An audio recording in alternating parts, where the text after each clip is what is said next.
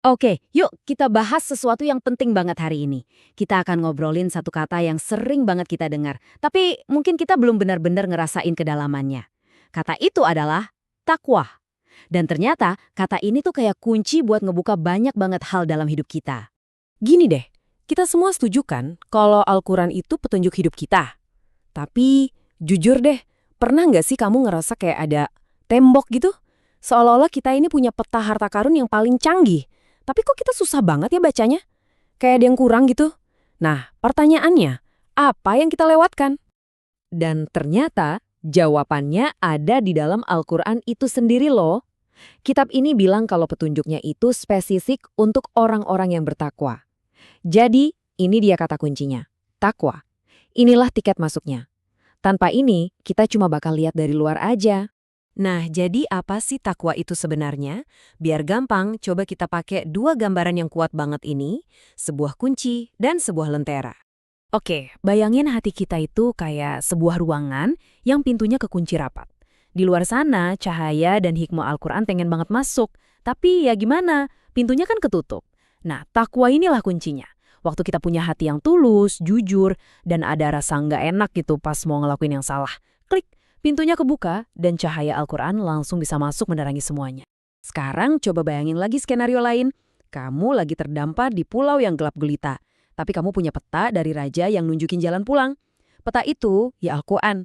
Tapi ada gunanya nggak peta di tengah kegelapan total? Ya nggak ada kan? Kamu butuh cahaya. Nah, takwa itulah lentera yang kamu pegang. Tanpa lentera itu, peta tadi cuma jadi kertas biasa. Dengan takwa, kamu bisa baca petunjuk dari Allah dan nemuin jalan pulang di tengah semua masalah hidup. Metafora tadi ngebantu banget kan? Tapi ayo kita bikin lebih nyata lagi. Gimana sih rasanya konsep takwa ini kalau diterapin di kehidupan sehari-hari? Gimana rasanya jadi orang yang jalan sambil bawa kunci di kantong dan lentera di tangan? Untuk ngejawab itu, kita bakal pindah ke salah satu cerita yang paling indah dan praktis soal takwa. Cerita ini ngasih definisi yang paling jeret banget, paling kena. Jadi ceritanya gini, seorang pemimpin yang luar biasa, Umar bin Al-Khattab, nanya ke sahabatnya yang bijak, Ibnu Ka'ab. Pertanyaannya simpel tapi dalam banget. Apa sih takwa itu? Beliau nggak nanya teori yang rumit, tapi sesuatu yang mendasar banget soal gimana cara kita ngejalanin hidup ini dengan benar. Dan disinilah jeniusnya, Ibnu Ka'ab nggak ngasih jawaban kayak di kamus. Malah, beliau ngajak Umar buat ngerenungin sebuah pengalaman yang kita semua pasti paham. Sebuah pertanyaan yang maksa kita buat ngerasain jawabannya, bukan cuma mikirin doang. Jawaban Umar ini benar-benar nyata, kita bisa banget ngebayanginnya. Ya jelas dong, beliau nggak bakal asal nerobos aja. Beliau sadar betul ada bahaya di sekelilingnya. Beliau bakal angkat pakaiannya, terus melangkah dengan super hati-hati, merhatiin setiap pijakan kakinya. Penuh kesadaran. Tiga kata simpel dari Ibnu Ka'ab yang ngerangkum semuanya. Takwa itu bukan konsep abstrak yang ngawang-ngawang.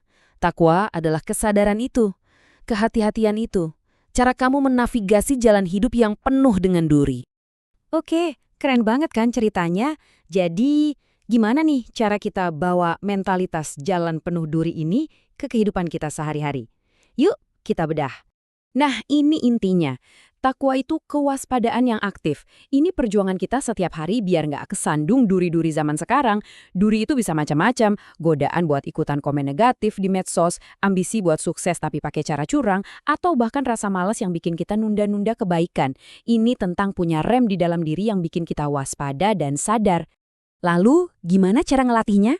Gampang kok. Ini ada latihan simpel. Sebelum ngambil keputusan atau bertindak, sekecil apapun itu, coba lakuin 3 hal ini. 1. Berhenti dulu sejenak. Jangan buru-buru. 2. Pikirin, langkah ini bakal bikin gua jadi lebih baik atau malah jadi berantakan. Ini nambah pahala atau dosa ya. Dan yang ketiga, dengan sadar, pilihlah jalan yang Allah suka. Sekarang, mari kita sambungin semua ini ke Ramadan. Pernah nggak sih kita benar-benar mikir, apa sih tujuan akhir dari semua lapar dan haus yang kita tahan selama sebulan penuh? Nah, ini dia jawabannya.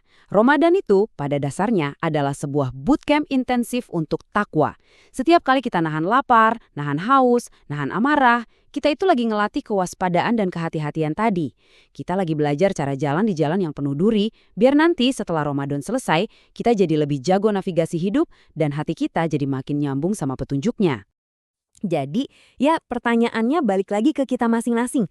Jalan hidup kita ini kan penuh sama duri yang beda-beda. Setelah kita paham kalau takwa itu adalah kewaspadaan yang sadar, coba deh renungin. Di antara semua pilihan yang bakal kamu hadapi hari ini, langkah sadar apa yang mau kamu ambil supaya bisa berjalan lebih hati-hati di jalanmu sendiri?